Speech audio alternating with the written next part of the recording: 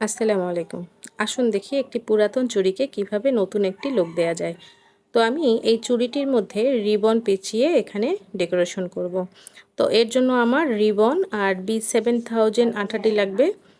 আর চুড়ির যে বেসটি আছে এই বেসটিতে আমি রিবনটি পেঁচানোর জন্য রিবনটি কেটে নিলাম।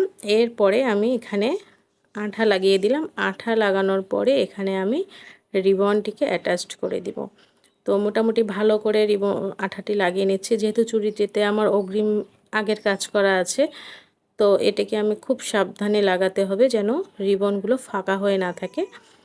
তো প্রথমেই যখন আমি আঠা লাগাবো তখন কিছুটা সময় আমাকে সেখানে চেপে ধরে রাখতে হবে।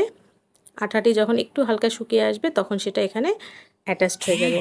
তো এইভাবেই পুরো চুড়িটি আমি ভালো করে রিবন দিয়ে পেঁচিয়ে নিলাম এবং দেখুন কত সুন্দর লাগছে।